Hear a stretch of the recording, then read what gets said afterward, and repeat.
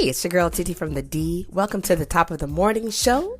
You can catch us each and every day, Monday through Friday from 6 a.m. to 7 a.m. right here. Whether you're listening to us on Anchor.fm, Spotify, Amazon Music, or iHeartRadio podcasts. We have a show that has something for everybody. I guarantee you that you will be encouraged, inspired, motivated, or brought to the light about some things. So let's kick off this morning's chosen topic of the day. Now, this is going to be quite interesting because prior to me shutting down season 2 last year, I solicited some questions and I reached out and I asked friends, families, and listeners, what topic would you like to hear? What would you like to talk about? Whether that's for a Tap In Tuesday or if that's simply just another hot topic. And I had no idea in its totality that I was going to come back for season 3 with a totally different format. Now, as I like to say in the morning time, I hope that you have brewed your cup of coffee. Some of us have those K-cups, the Keurig machines, so you might have just popped your little K-cup in there. Some of us are still old school. We boil our water in the tea kettle on the stove top.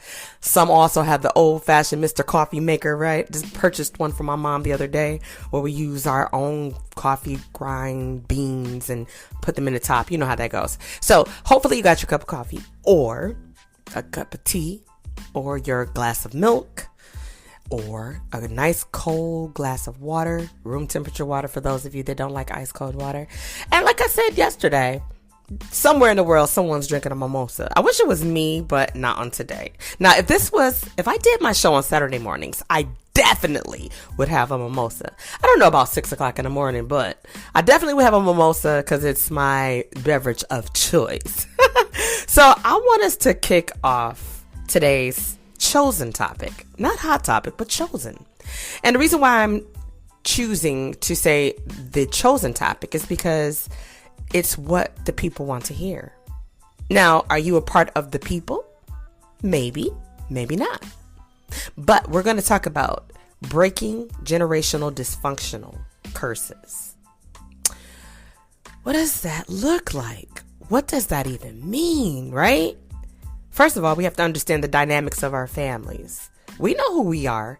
We know what it was like growing up in our family. Whether you are a single child or you have a sibling or 2 or 3 or more. If you come from a single parent home or 2-parent home, or if you were raised by a loved one outside of your biological mother and father, you know where you come from. You know what it took to get where you are today. However, honestly, this is a rhetorical question, and I want you to really think about this. Have you recognized any dysfunctional traits that were passed down to you from the generation before you? Your mother, your father, your grandmother, your grandfather. That's 2 generations, right? You're the 3rd generation. Your grandmother, your grandfather would be your first. Your mother, father would be your second. And you, my friend, would be the 3rd. And then if you have a child or children, they are the 4th. And that's only coming from your grandmother.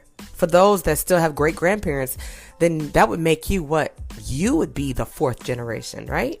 Because it would be great grandma, grandma, mama, then you, then your child. So now you're talking about 5 generations. And there was a wonderful older lady. They called her Holla. I think that it was Miss Holla. I think Miss Holla was in her 90s. She was a social media sensation up until the day she passed away recently.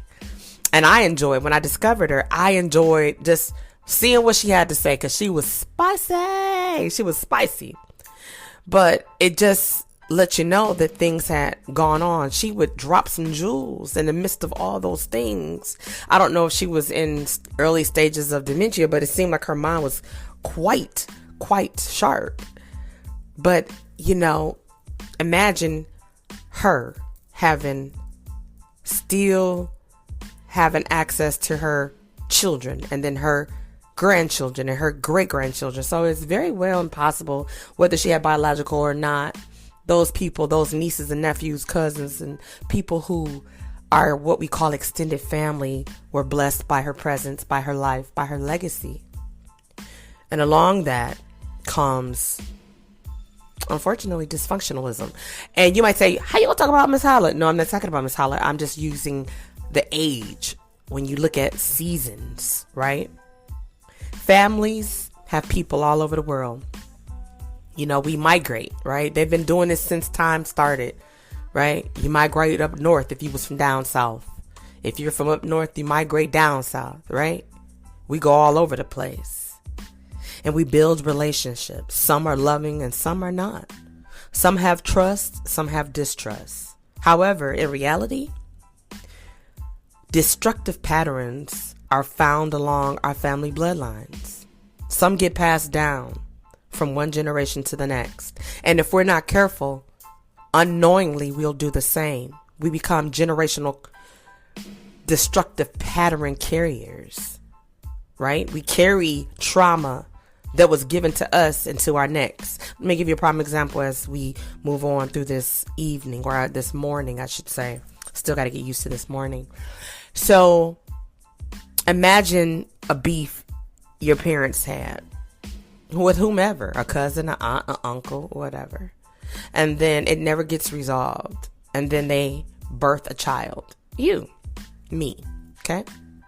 And so while you want to love on your cousin or your aunties and your uncles or whomever, the beef that goes on with your parent and that loved one gets passed over to you without you even wanting it. And I can tell you some stories because it's like that in real life. I am someone who has witnessed it, unfortunately. And I learned as I was getting older that you see people for who they are. Now, I see people through my heart. I love my family. I love my friends. I love my extended family. I love my, core group. However, I am 47 years old. It'll be the Lord's will. I'll be 48 in October.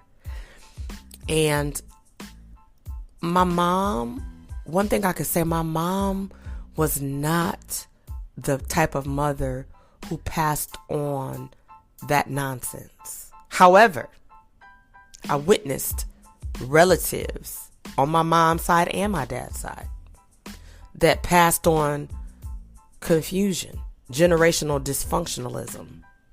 You don't like so-and-so, so now instead of you resolving the issue, you go off and you spread rumors and gossip.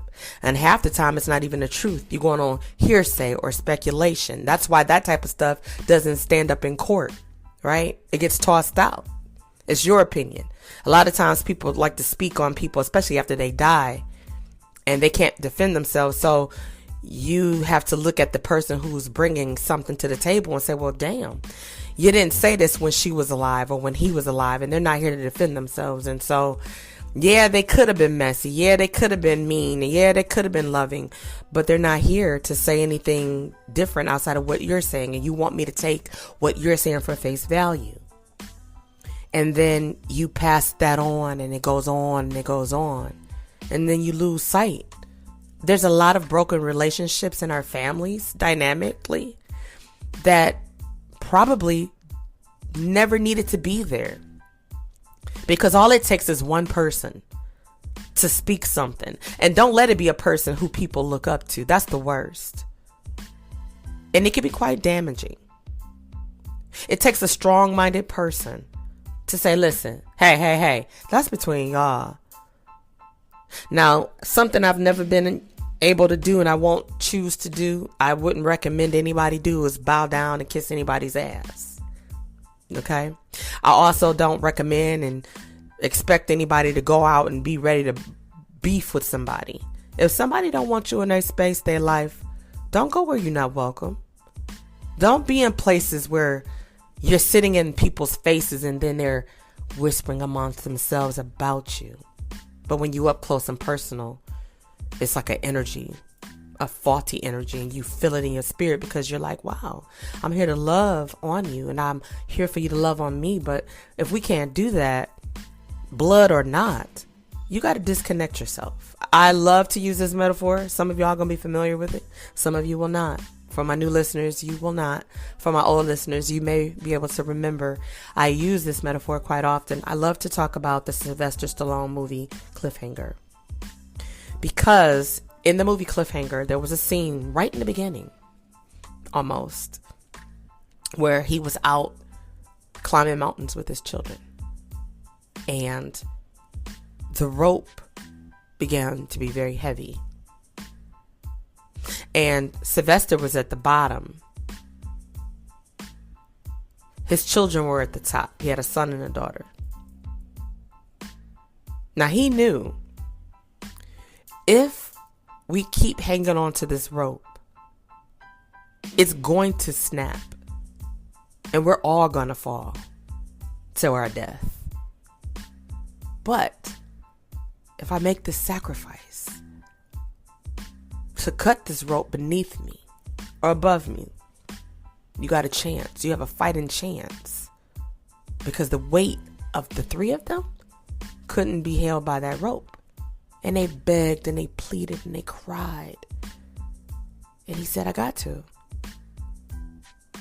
I have to do the right thing.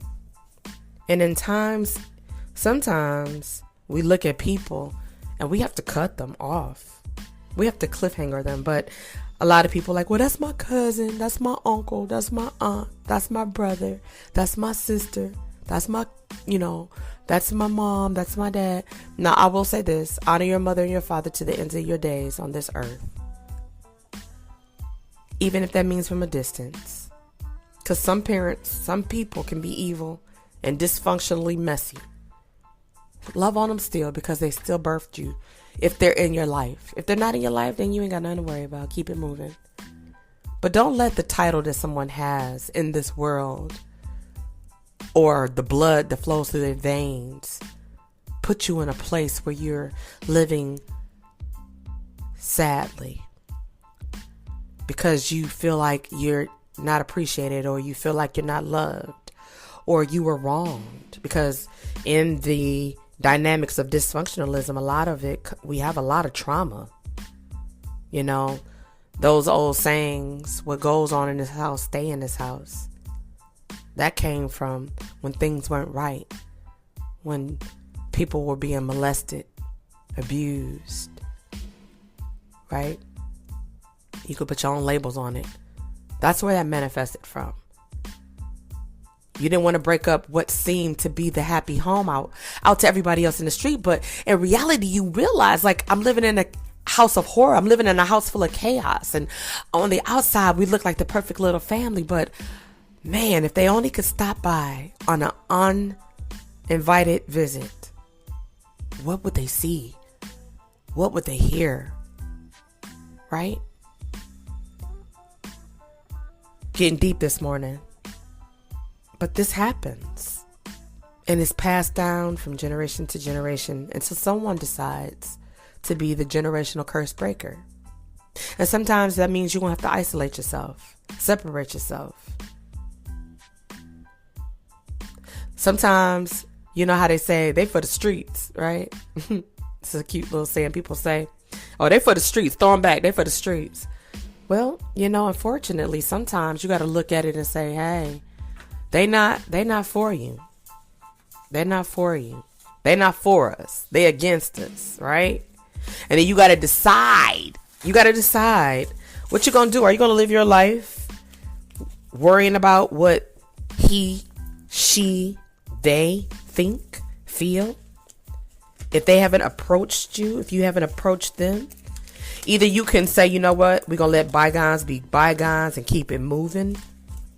We're going to have a one-on-one conversation so we can see where the dysfunctionalism is, where it sits, where the breakdown comes from. Because a lot of times you love that person. You just don't know how to get next to that person. Or they build up a wall, a guard that you didn't give them any tools to help them build. But it just happens to be that way. And it takes one person to say the buck stops here, whether that's just for you and your loved ones. So if you are that person and there's something going on and you're like, I don't want to carry that bone. I don't want to have a cemetery extension to the death of things that never properly died and been put to rest. You got to decide, I'm going to pick my family up and we're going to do something different. Because we could talk about it. You know what I'm saying? We talk about it, we complain about it, and then nothing happens because we don't change. Yet we complain. But what are you doing different besides complaining? Nothing. And so therefore, not only do you go throughout your entire life carrying that burden where there's a hole that you know needs to be filled, and you're like, you pass it on. And it's not right. It takes two to tangle, but it only really takes one person to humble themselves.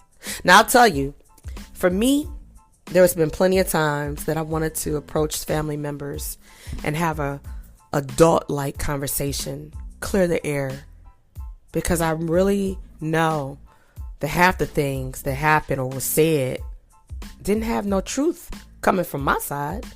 But when you listen to other people who are dog carriers that carry bones, they tend to make you fooled by that. And when you look and you're like, well, I don't talk to her, I don't talk to him, I don't talk to them, so let it be what it's gonna be. You miss out on life. And then you come back around when death knocks on the door of a family member. It's happened too many times. For me, I know it's happened plenty of times in my family, right?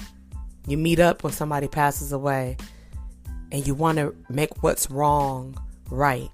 And because we live in our emotions at that moment, we make a pact. We say, we're going to write this. But then we never do because it's not genuine. And then you just got to sometimes say, I love them, or I love him, I love her, but there is no room for me in their lives. And keep it moving. You don't got to speak bad of them. Just, you don't understand them. And that's their right. People are going to be who they're going to be. And it's unfortunate when things have been left in a negative light and information's been shared by a loved one or a friend who is no longer here to defend themselves or come to the carpet and be checked about things in a respectful way. Not in a beef way, but in a respectful way. Like, why would you say that? I never said that. Or did you say that? A lot of times when people are mad at people, and I know people in real life right now, they'll talk crap about somebody because they're mad to somebody else, right? So they can get them on their side. Instead of saying, I don't know, we don't talk, or why y'all don't talk? I don't know. Okay, so then y'all need to talk. And that would be my thought. Like, y'all need to talk. And I'm always open. I'm down for breaking bread and sitting down. And sometimes people need a mediator because you might have two hot-tempered people. But as we get older and we get wiser, ladies and gentlemen, you got to realize and recognize what's important and what's not before you leave this life, or someone you love leave this life. And then you'll say, oh, I had so much I wanted to say. Or they'll say, oh, I had so much I wanted to say. Well, time is not any of our friends, really. Not in the way in which we know it to be. So you got to do with that what you will. But first, you need to take a look at the different type of traumas and become aware of the root cause of the traumas. Then you need to make an informed decision on which way you want to go. Whether that's to step up to the family and say, hey, we need to talk about this and clear the air, or step away from the family and love them from a distance. Sometimes we got to do that too. Just because we share the same bloodline don't mean you got to carry on bullcrap. And every family has its own culture of bullcrap and ways of handling and doing things. And it comes a lot of times from habits, routines, uses of words. You ever started saying something or a saying and you're like, I don't even say this. Where I get this from? Because you've been around a family member or friends and you just picked it up. without even knowing it, right? It happens. I think the most common family dysfunction includes verbal, physical, and emotional abuse. See, in my opinion, the root of the problem is usually right in our face. We can look at growing up, if we activate our mindset and go back into our childhood and remember things, if you came from the era like I did, where a child should be seen and not heard, we heard plenty. Yet we were quiet. We didn't get in grown people's conversations. You'd lose a tooth. Your face print. You have a handprint on your face, right? Your ass to be fiery hot because you got a whooping with a belt. Because you didn't talk to grown-ups if they wasn't talking to you. Right? But it clearly is in our face. Quite often. As weird as that may sound, it happens. And we have to learn, what do we do with that? What does that look like? How do I get past that? What, you know what I'm saying? It's like, what do you really do with that? It's hard to really dictate how you should handle things when things are out of order. And we trying to, you're trying to make light of things. You're trying to do the right thing, of course. Absolutely. But when we think about things, then you start to say, oh, okay, I see how this gonna go, right? You hear some rambling, y'all. That's me. It's early in the morning. I gotta eat as I get ready for work and get ready to help this young man get himself together, right? And so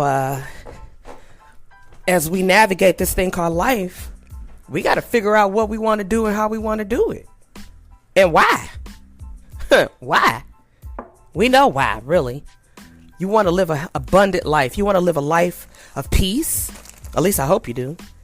A life of love. And you want to... I wonder if it snowed. Let me look out this window. It's dark. Ooh. Okay. Nope. Still wet from last night. But yeah, so you just got to look at things and say, what do I want to do from here? Where do I see myself going from here? How do we repair our family brokenness? Parents impose their wills on their children, right? Their problems become their children's problems. I ain't talking to your auntie right now. I ain't talking to your uncle right now. I ain't talking to your grandmother. I ain't talking to your grandfather. I ain't talking to your brother. I ain't talking to your sister. So now we beefed out. Like, why we got to be beefed out? Because y'all don't know how to handle y'all stuff, right? You ever thought that as a child? Now, you dang sure wasn't going to say it because you get your teeth knocked out. But did you ever think that now everybody ain't had this happen to them, but a lot of us have, if we want to be honest, right? Where you dealing with some stuff and you like, well, how did I even get in this? How did we even arrive here, right? Like, how did we arrive here, ladies and gentlemen? Right? It's like, I inherited this mess, but I don't want it. Like, you love your people, but somebody decided they want to put a monkey wrench in it. And so now things are all over the place and you got all this anger, laziness, just magnified to the 10th power. And I think families become dysfunctional in a lot of different ways often. But some of the common ways, according to studies, I did do my research. There is a lack of empathy and sensitivity towards members of the family. Okay, think about soul food. Remember the cousin that slept with Terry's husband? Everybody, that was dysfunctionalism. But Big Mama, she loved her. That was her niece. She loved her. She appreciated and loved her right where she was. And we got to meet people where they are.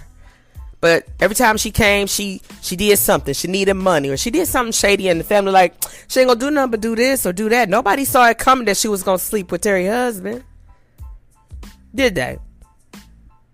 And it's like, we gotta address the elephant in the room. And so people became sensitive towards her or unsensitive.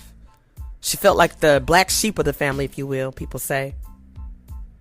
It happens in real life. Not necessarily just that type of situation, but I've known some families in real life where you got sisters sleeping with their sisters' boyfriends, or cousins sleeping with. I'm like, wait, throw the whole relationship away with your low self-esteem self, right? And even when abuse is the elephant in the room, there's always that denial. People act like people could very well have been present and they act like they don't know. But I've done a lot of studying when I was in school working on my degree. When I had to go through some counseling classes, I love learning about how the brain works, how the mind actually activates thoughts, right? We build up denial pools, walls, and we hold ourselves captive, imprisoned in our own minds half the time, right? Because we're in denial. Then people who was present when abuse was going on, it's almost like they want to water it down. Well, I mean, they were kind of troubled. It's like, wait, until it's happening to you, you can water it down, but we shouldn't do that. I'm different. See, I grew up in that era where it's like, we don't talk about stuff. I'm a child survivor of many things. And it was more of a mindset, not so much where my parents knew what was happening to me, but it was more of the people who were doing these things put it in my mind as a child that nobody would believe me. Or the family would be torn apart. And you don't want to be, as a child, you don't want to be the one that breaks down a family. You don't want to be the reason why someone leaves their family, or, they just, no one loves on each other. You don't want to be the one, but you also don't know why it's happening to you because you're a child. And then you got boundaries are missing. Conflicts become destructive. Behaviors become controlling. Going back to, children are afraid to talk about their family dynamics because they're either told you better not open your mouth, or they're beaten and they know they better not open their mouth. Or someone they love, their well-being has been threatened by the aggressor. Right? Then you got the no or little quality time together as a peaceful family because you're always bickering, or you don't sit down at the table and have dinner together anymore.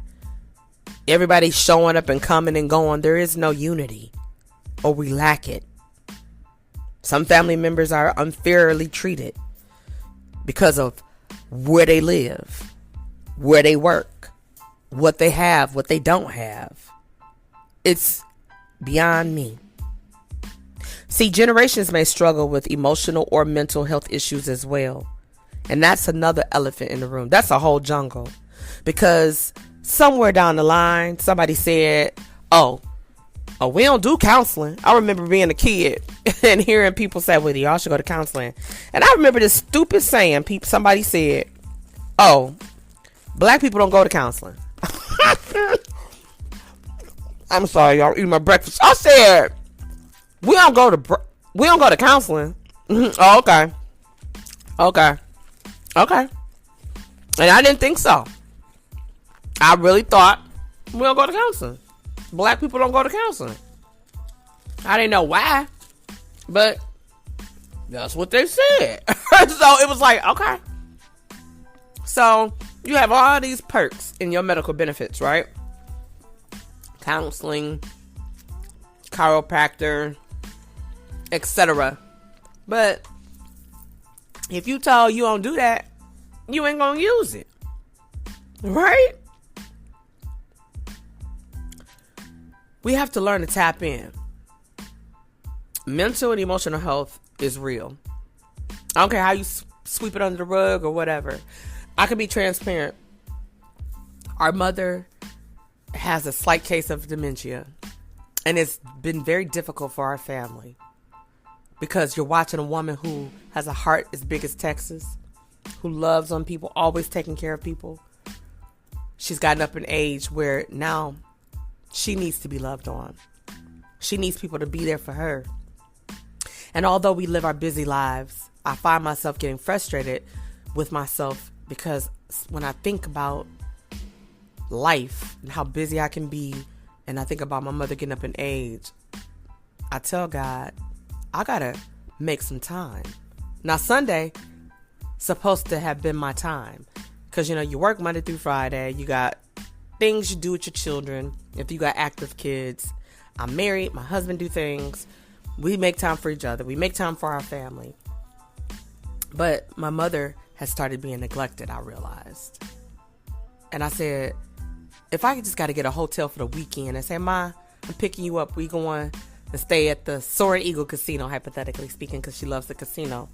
And I'm going to pack, like, I have it in my mind. I ain't done it yet, but this is what I want to do. Right? I'm going to speak it into existence. I'm going to go and buy her two new outfits. Underwear and bras included. Socks, everything, down to the T. Throw it in the overnight bag. Pick her up. And start her day off with us going to get our pedicures. Then getting something to eat. Then going to the hotel and checking in. Grabbing my bag and her bag. And she'll be like, what we doing here? We spending the night. Or we spending, even if it's a vacation. It's something that's on my bucket list. And you might say, that ain't a big deal, TT. It is when you haven't really had the time to really do it because you're all over the place. Right? I remember something that's crazy. I was in my early 20s, and for my mother's birthday one year, I sent her some flowers. She was so excited, so geeked up. And when I went to her house that day, I remember saying, dang, Ma, you act like you ain't ever got no flowers before. And she said, I haven't. And I laughed it off like, wow, okay. But I got in my car and cried on my way home. Because it broke my heart to know that my father or my siblings' father never gave our mother flowers. My mother used to throw my dad or my stepdad, Leroy, my siblings' dad, birthday parties, do things like that. And they never did that for her. I think me and my siblings are the first people that gave my mom a party. So I say that to say, you have to be the generational curse breaker. You have to do something different for your family. What you see doesn't have to be what you do. Right? And be careful of what you do, because what your kids see or those that's looking up to you may mimic you because they love you. They respect you. See, people are always watching. They don't got to say they're watching, but people are always watching. Now let's talk about the cycle of trauma. To break free from cycles of trauma, you got to recognize what it is. Generational trauma is no joke. And you got to ask yourself and be honest. Are you repeating any of your family dynamics? I think I asked that question earlier and I said it was rhetorical. You really got to look at yourself and say, am I acting like my mother? Am I acting like my father? Am I acting like my brother? Am I acting like my sister? Am I acting like my grandmother? Am I acting like my grandfather? Am I acting like my aunt? Am I acting like my uncle? Am I acting like my cousin? I name these titles because these are the titles that make up a family. And we mimic what we see half the time. Especially when you love somebody and you look up to them and you respect them. We want to be like them. That's why you got to be mindful how you are. And be yourself. Be yourself. You know, don't put on a happy face in front of people, and then when you walk away, you back to being who you was, because the people that's looking up to you are saying, wow, either they're bipolar or they really are not being themselves. And you're telling me to always be myself, but you don't always be yourself. So how you going to ask me to do something that you're not capable of doing? Right? Then you got to have an effective way to get out of that pattern. If you see that, you know, I remember my mom used to spank me all the time, right, growing up. I used to tell myself, when I get grown, I ain't going to be spanking my kids like that. Now, if they need it, I get them, because, I believe in not sparing the child a ride, because guess what? Them kids that try to beat you with a ride. And nothing I birth gonna come up against me like that and think they're gonna be able to walk away comfortably. I'm all about that life. My boys know it. I'm short, and it's all good. But don't let the smile and the small stature fool anybody. But I told myself I didn't want to do that. My mother was in domestic violence filled relationships. I told myself, oh no, I'm not going to ever be in that. And if I smell it, if I even assume it, it's over. Because I can't live through what I grew up living through as a child. I'm a child survivor of domestic violence. And I look at my mother. I used to always pray that my mother would find someone that loved her and would treat her like I knew she deserved to be treated. Because I never witnessed my mother being loved the way I feel a woman should be loved. Treated like a queen. Respected. Honored. Unfortunately, I didn't see that. I didn't see that. And it broke my heart when I realized, like, damn, my mother does not know what it's like to be loved by someone that didn't want anything really in return except to be loved back. And then in her older age, her husband is 90 years old, believe that or not. This man has no biological children. He got his own ways, because you know how older people can be stubborn. But he loves her. It has a crazy way. They both are just like Lucy and Ethel, Ricky and Lucy. I just swear they are. But at the end of the day, they love each other. And my mother is 74. She's in her ways, and she treats, and I've told her several times, she treats my stepfather like he is the person who harmed and hurt her. And he's not. And so that was a level of my mother carrying dysfunctionalism and passing it on down to someone who never knew anything about it and never deserved it. So I found my effective way of getting out of the pattern by not repeating the pattern. Another thing, are you ready to own the problems as your own? A lot of people don't want to have accountability. You got to be accountable for things, situations, and circumstances. You got to be, in order to live a life that's worth living. You don't want to walk around and be something you're not, and don't be held accountable for your actions. You can't always point the blame at everybody else, because guess what? It takes two to tango. A person ain't gonna really just argue with themselves. And I get it. You ain't gonna talk to me any kind of way. You ain't gonna, yeah, you right. You dang gone right. However, if a person is very argumentative and negative and toxic, you need to do a check. You need to do a spiritual check. Is that what you want to be with the rest of your life? And tolerate them or deal with them? And that goes for significant others, spouses, children. You birth your children, you raise them, you give them the necessary tools to become productive citizens in this world. But all this disrespect that I be seeing some of these parents go through with their kids, disrespecting them and all that, man, bye. I'll cut you off, birthed you or not. You think you're going to raise up against me and you going to be coming up in my house, in my presence? And for those of you that like to always want to tell somebody how y'all, well, you got to forgive them. Yeah, okay. You let your child bust you upside your head, disrespect you, and you keep on forgiving them. You go ahead, because I'm going to wait, because that leads to that same child pulling a knife on you, pulling a gun on you, or beating you within an inch of your life, if not taking your life. I ain't got time for it. I ain't here to play them games. And I ain't playing Russian roulette with it. You feel like you got to be all like that, you can totally exit stage left or right, whichever way you like to go, because that'd be the safest thing for everybody involved. Some of y'all put up with some stuff that I be looking at you like, what? The disrespect is real. Now, I believe in snatching kids, right? I got a 20-year-old. Oh man, love him. He ain't never rose up against me, but he know. Not only would he have to answer to me, he'd have to answer to his dad. But I thank God my boys are not like that. They weren't raised around fighting and arguing. Now, you gonna have disagreements, but ain't none of that we throwing stuff and nah, we don't. No, not in my house. You know why not in my house? Because I grew up watching it. It was dysfunctionalism all over the place. And I realized that is not how life should be. And I didn't want to follow those footsteps. The next one is, can you build a healthy lane filled with boundaries? Some of us don't know how to give people boundaries.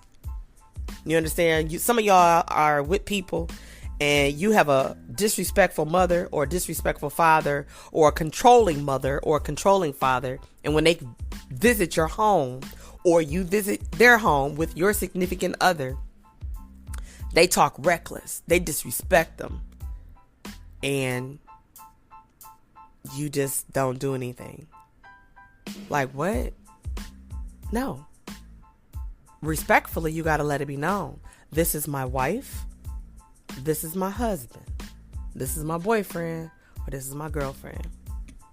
Now, if you don't want him or her in your home, then I won't have them come here for you to beat up on them verbally. I'm not going to say stop going to see your mother and father, because that's your mother and father, right? But don't subject your significant other or your spouse to have to deal with that if you're not going to say, hey, this is my chosen person. You have to respect them. And if you can't, I won't bring them here, but you're not going to be disrespecting them because they don't disrespect you. And I know that might sound funny, but it's people out here that really got family members that do that. And I look at it like, what? No. We so good on that. We straight. We so straight on that. Right? You have to create those boundaries, which can be healthy. But see, when people don't correct that and people that do it get away with it, they don't see nothing wrong with it. They keep on going because they looking at you like you something wrong with you because you're willing to change. See, people willing to change who they are for people who are toxic just to be around them. Why? But you talk crap about them behind their back. Sometimes in their face because you brave. But it's like, why even just be around that? I'm so good on that. I'm straight. I like being with just my family, my friends, my extended. I like being with myself. I love my family and friends. Some family I can deal with, some I can't. For whatever their issues are, right? Either I'm going to engage or I'm not. I'm older. I ain't got time for it. I'll love you from a distance. I don't wish no hurt or hatred or death or any of that on anybody. I don't. I wish everybody love, peace, grace, mercy. I can't deal with dysfunctionalism. I choose not to. I can deal with it, but I choose not to. And you can implement change. You have to be the person who's going to stand up, like I said before, and be the generational curse breaker. Be brave. Take a stand. I guarantee you somebody in your family waiting on somebody to stand up and they're going to follow you. They've been waiting for it, but they weren't strong enough. They weren't brave enough. Maybe it's you. Maybe it's you. And you got to remember, healing can't be bought, but it can be found within yourself. You got to learn to break that cycle. And if you're aware of a pattern in your family, talk about it with your family who are open to say, what's going on with us? Why can't we get this right? Why do we do this? Why do we do that? See, the more we talk about it, the more we get to understand. We have all these family secrets. They're crazy. A lot of the things go to the grave with people. And then people kind of knew a little bit about something. They speaking about it, but the person's long gone. And we got to understand that healing cannot happen until you, one, address the situation and circumstance. Own it. You got to visit that spot to be uncomfortable, to remember why you didn't like that, why you ran far as you could from that. But you can't be a runner for the rest of your life. Because if you continue to run from one thing, you'll run from the next, and then the next. And then your whole life will be spent with you running. You have to stand up and own it. Observe intentionally. And let's be intentional about what we do. You can't control another human being, but you can control you. You can't stop people from doing what they're going to do, because some people hell bent on just being negative. Some people can't deal with peace. That's not your problem. Worry about what you can deal with. And know that there's all these services out there for you to get help. It really is. Don't be listening to the old people that say, "Oh, we don't do that. We don't do." You don't. Oh, okay. But at the end of the day, you'll wish that you did. At the end of the day, you'll wish that you did get some help, some way, somehow, somewhere, and it's out there. And you may be looking like, yeah, well, I don't want people up in my business. I get you. But guess what? You don't want to be by yourself. You don't want to miss out on some of the best years of your life that God already set up for you. You don't. Some people gonna rock with you and some not. That's not your problem neither. You can only do what you can do, right? And you can only be who you're gonna be. That's without a doubt. You were created wonderful. You were made awesomely. Nobody has the right to hurt us, to take our pride, to take our peace, to take our innocence. But people do it every day. They rob us from the very thing that was given to us by God, not by man. Some people get off on the fact that I can make you sad. I can make you cry. I can make you beg me. I can make you do things against your will because I'm controlling. But hurt people hurt people. And if you become brave enough and recognize that I don't need this. Some people hold materialistic things over people's head to control them. A car, a house, money, materialistic things. People sometimes bow down to people who are wicked because they just want to be in their presence. You got a lot of people that will be with people in relationships that are unhealthy because they just don't want to be alone. And you got a lot of families that look at other families and be like, dang, I wish we were more like that. I know it used to be me. I used to look at other families doing family vacations. And we started doing it at one point and then we got away from it. Life happens, I get it, but this is something I'm going to say and it's real talk. We do what we want to do. That's real. Yeah, the pandemic happened. People, money is funny. I get it. But if you decide, our family taking a family trip every year at the same time, let's get it. Let's plan. Let's get on the payment plan, whatever that look like. Put somebody in charge who like planning stuff and make it happen. I go on a girls trip. This is going to be our 3rd year. And we've been talking about it probably 5 years before we started it, right? So it'd be 8 years. 8 years ago, we talked about it for 5 years and finally it manifested.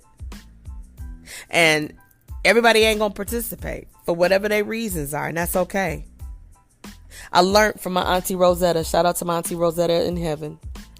When she attempted to put together our very first family reunion,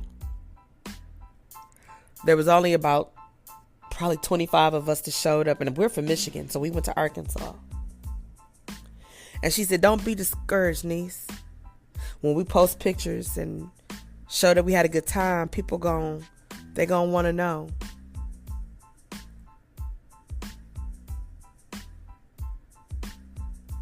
I'm sorry.